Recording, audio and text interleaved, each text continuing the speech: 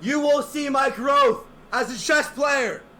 There will be a day when I take down Hikaru, where I take down Danya, where I take down Magnus, and where I rise to the best online Blitz player in the world! As you can see, Hans Niemann has got some pretty high expectations for himself. So, he does not like to be hit with this disrespectful opening from an international master, no less. Not even a grandmaster. Who is this guy, this mysterious IM, playing this disrespect on move 1? Well, more on that later, plus the tournament result here, because this is Title Tuesday, round 8, and these guys are battling for first place with Hikaru Nakamura. It's the recent Tuesday tournament, 19th of December, late edition, so no Magnus Carlsen. Now Niemann responds with the respectable d5, and then his opponent does this. Are you kidding me? He's already given Hand the finger on the left hand, now he gives him the right finger. Pure disrespect. What are we calling this? The pincer movement, the bunny ears, some kind of long ass banana, I don't even know. Very, very strange, disrespectful opening, and after Niemann carries on very principally, we now get the trio of pawns in the centre. Love it. This is like Magnus's apprentice here. This guy's trained in the dark arts, the Padawan learner.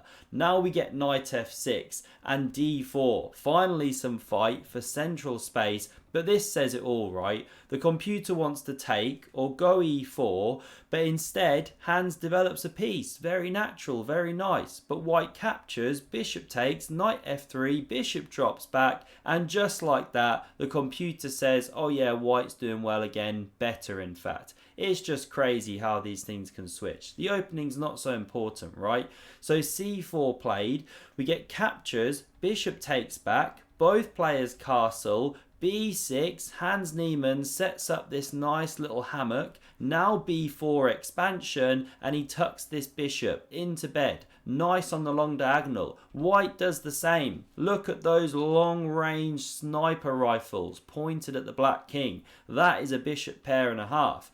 We get knight b to d7. Hans copies, his opponent copies. Now queen e7, sets up the battery, and after queen c2, eyeing this backwards pawn, connecting the rooks, Hans goes a5. If in doubt, push a rook pawn, but it does have points to it, because this is under fire, so b5, very natural. Yes, you now clamp on c6, and you fix this as a long-term weakness, but you give up c5. You get something, you lose something, right? So a4 from Hans, he decides to fix this a3 pawn as a long-term weakness for the battery. Now bishop e2, dropping back, yes, but clearing c4 for a knight to hit the outpost there. Well, not an outpost actually, it's not supported by a pawn. But okay, a juicy square. So knight c5 from Hans. He wants to improve his horse. Now we get knight c4. Targeting this bishop pair couldn't be avoided.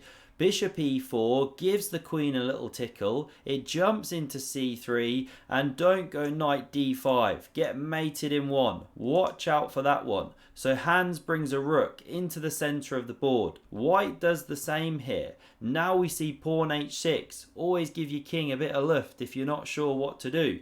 Now the bishop pair is snapped off by the white player. You can take with the rook here, but Hans goes with the pawn. He wants to keep pieces on. He wants to keep the tension. He's the stronger player on paper, right? Now we get knight d2, hits the bishop, it drops back. The knight spins into c4. b6 under fire, the rook covers, and queen d4. White is in the driving seat here. Lovely centralised queen, better pawn structure, more advanced pieces. What's Niemann going to do? He needs a plan. Well, what he comes up with here is a side quest. He's heard about this cheat code. If you make 11 knight moves in a row, you complete chess.com. So he starts with this one, knight e6. I mean, it was on a great square, but fine. The queen now slides over here.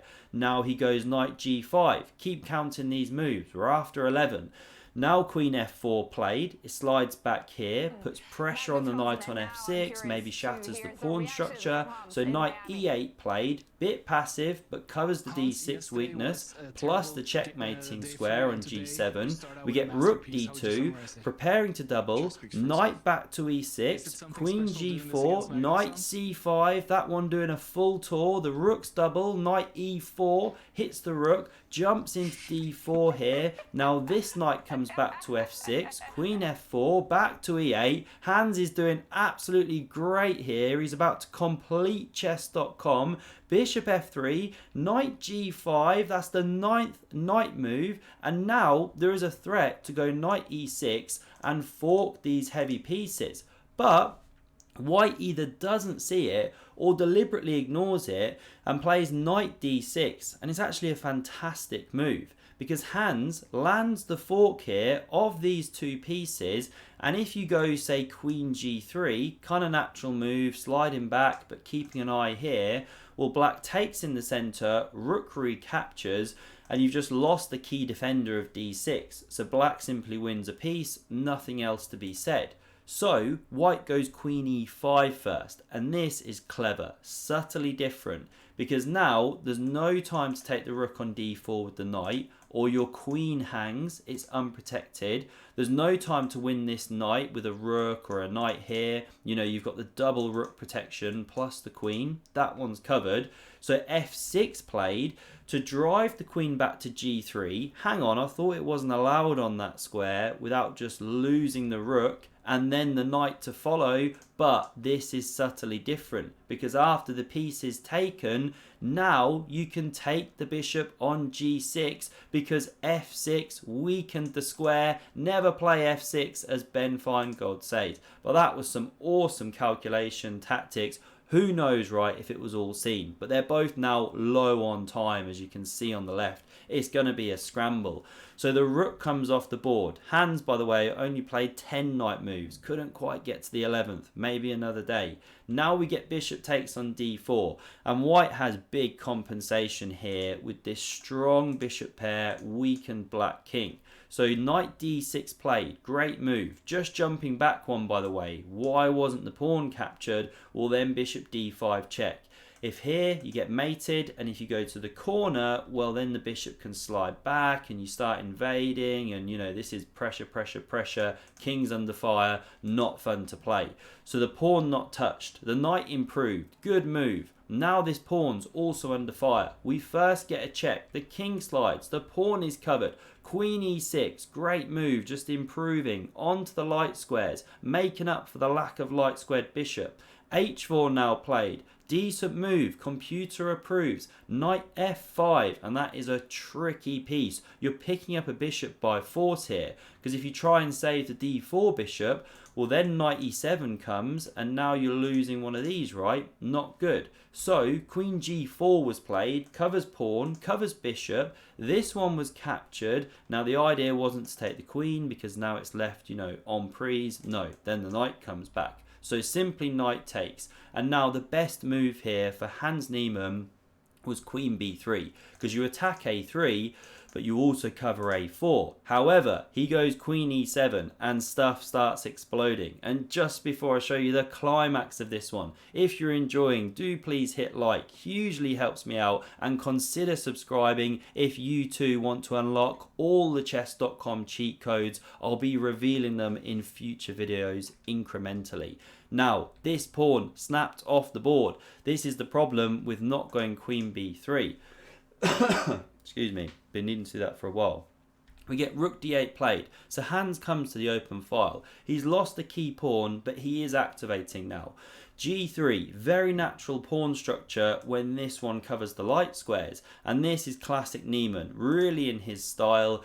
g5, and it's an excellent move. It weakens his own king, but it goes after the white king, and he wants to rip open lines for his heavy pieces. So queen g4 played, king g7, pawn h5, keeping things closed. Look at the Swiss cheese light squares as well. Very good play from white. Now we get queen d6, looking for a queen trade, so king g2. They're on seconds. This guy's a serious blitz player. Surely going to be a grandmaster one day. Now we get queen e5. Good move from Hans. We see a4 played. f5 kicks the queen. g4 kicks the queen again. And queen c3.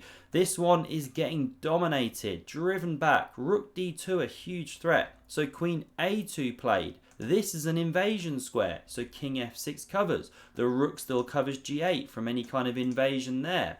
And now queen b1 played, another good move because rook d2 was a threat, and this would have then been the only available square. Well, or this one actually, if rook d2. But okay, the queen's back here, and now Hans should actually go rook d2. It is the best move, because then the queen's looking to double, you force white on the defensive, you never want to swap the queens, or the end game is bad.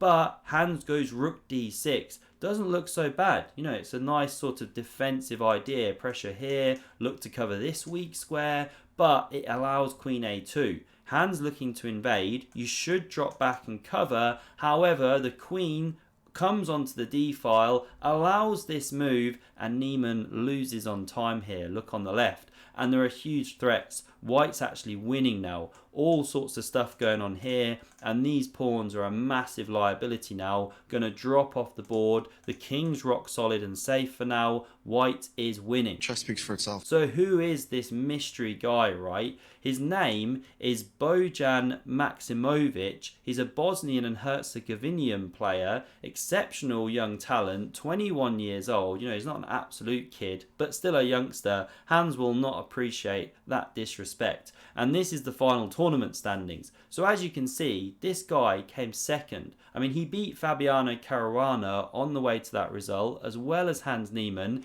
Did lose to Hikaru, final round, but fair play to this kid. What a player he is, and what an opening. Pure disrespect. Love it. I hope you enjoyed. Check out the video on screen, and I hope to see you again soon. Cheers.